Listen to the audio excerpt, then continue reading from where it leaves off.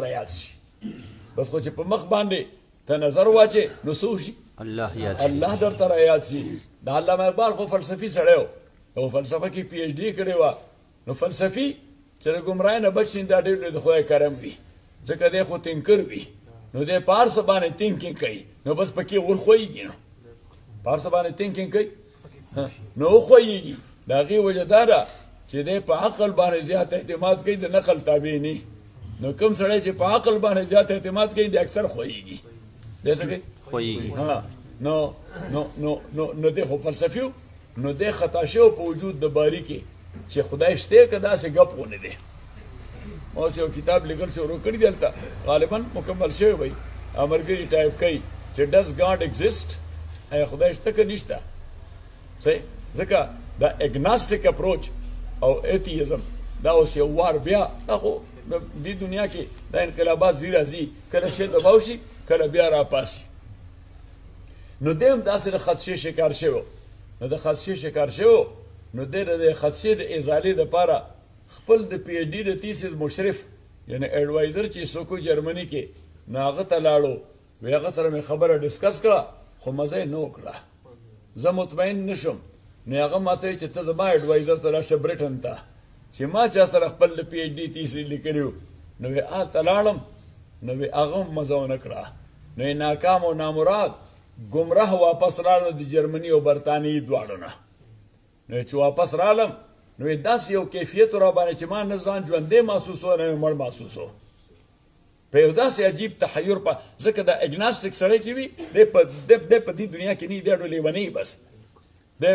معلق بین السماء والارض لکه د ځمکې اسمان منځ کې ژوند کړی صحیح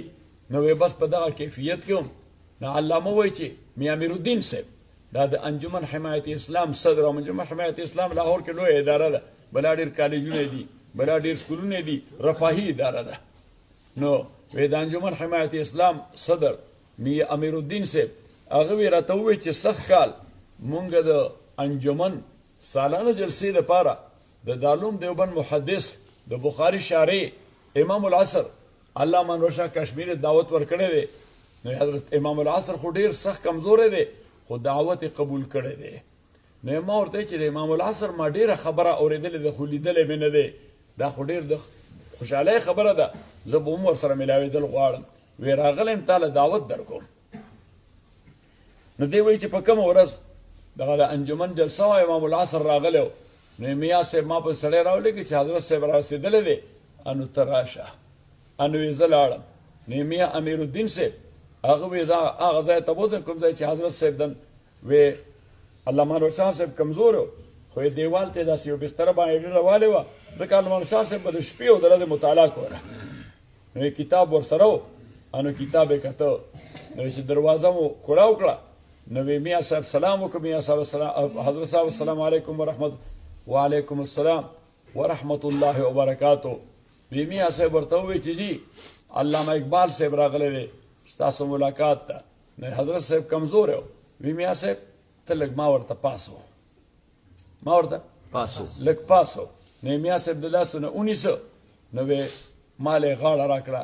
وی میں آپ کا کلام پڑھتا ہوں اور آپ کے لیے دعائیں کرتا ہوں خو علامه خبره کوي وی اوس خبره خو علامه به ورسره وروسته ډسکس کوله خو یې د دې سړي مخ ته چې ما وکتل نو یې داسې یو ګلوی و په دې مخ باندې چې ما یو خدای شته نبی علیه السلام چې وایي چې الذین اذا رؤوا ذکر الله وی ما یې چې خدای شته چې دا سړی مني دی شته صحیح بس هغه زړه ته یو کرنټ ولګي لکه بیټري چې کمزوري شي نو بیا ورته موږ جمپر لګو نو د جمپر مختلف طریقې وي کله بیان سره کله صحبت سره کله مجلس سره کله نفس رویت سره صرف کتو سره د کیفیت بدل شي نو ما چې خدای شته نو بیا ورسره کېناستم وی ما زه تاسو سره د ملاقات مې ډېره تمنا وه وی د فلسفې هغه مسله مې ورته وړاندې کړه او علامه شاه صاحب ډېر لوی فلسفي و نو وی هغه فلسفې هغه مسله وی ما خپلې ګړۍ ته کتل وی په 11 منټه کې دې سړي داسې حل کړه وی ما وی کاش چې د یورپ ټول پی ایچ ډي ډاکټران راشي او دې مردي درویش ته په دغه درای باندې کینی او دنه فلسفه زده کی خبرم ذهن کې رااله نازیزانو عرض مې کوله تاسو